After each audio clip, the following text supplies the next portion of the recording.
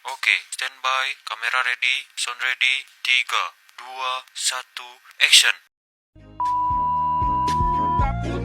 Boladão, esperto virou bobão. Agora quer ter montão. Já é, fazer já foi. Quer queimar é mulher.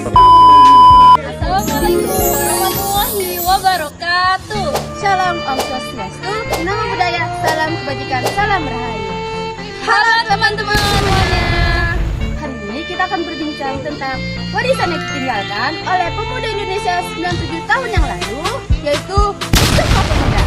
Serta bagaimana cara sang itu menjadi kunci untuk kita memerangi tantangan terbesar di lingkungan kita, yaitu perundungan dan bullying.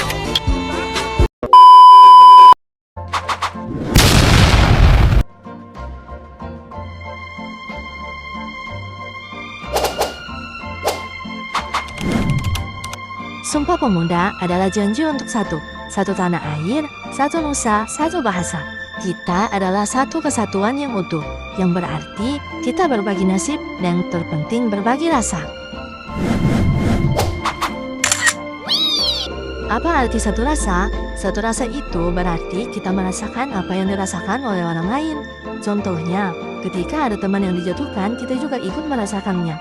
Ini adalah fondasi dari solidaritas.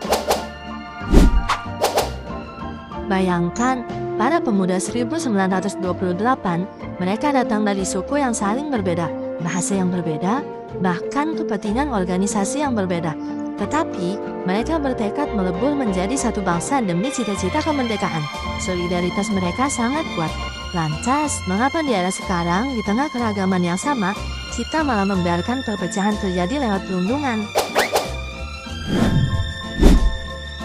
Perundungan, baik itu mengejek fisik, menyebarkan gosip, atau cyberbullying, adalah tindakan yang menghancurkan persatuan.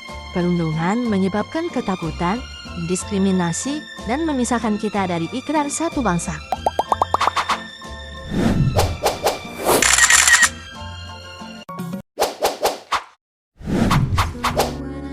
Stop bullying. Mari mengenali, mengatasi, dan mencegah bullying. Apa itu bullying? Bullying adalah perilaku agresif yang dilakukan berulang kali oleh satu individu atau kelompok terhadap orang lain yang lebih lemah dengan tujuan merendahkan atau menyakiti. Ada 4 bentuk dari bullying, yaitu secara fisik, secara verbal, secara sosial, dan secara cyberbullying. Adapun jenis-jenis bullying, yaitu secara fisik. Secara fisik berarti memukul, mendorong, menendang. Secara verbal yang berarti mengejek, menghina, dan memberikan julukan. Secara sosial artinya mengucilkan dan menyebarkan rumor. Secara cyberbullying yang artinya bullying melalui media sosial atau platform online.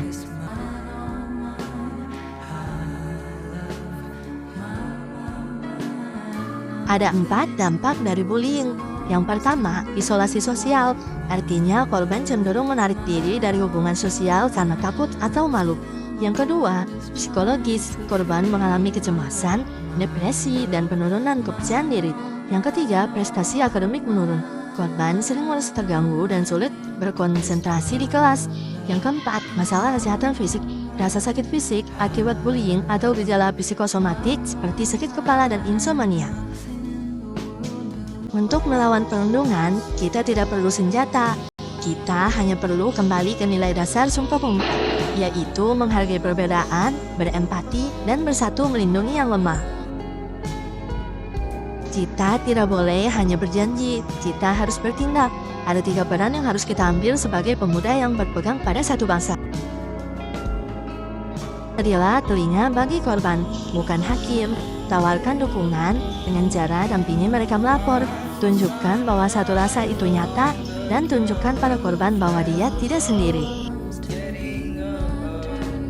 Ikrar satu bahasa adalah komitmen kita untuk menggunakan bahasa yang mempersatukan, bukan yang mencela. Hati-hati dengan jempol dan ketikanmu, terutama di dunia maya. Ingat, cyberbullying juga menyakitkan loh. Sumpah Pemuda bukan hanya sejarah, tapi visi untuk masa depan. Mari kita jadikan lingkungan kita sebagai cerminan bangsa yang bersatu, yang saling menghormati, dan yang membela kebenaran.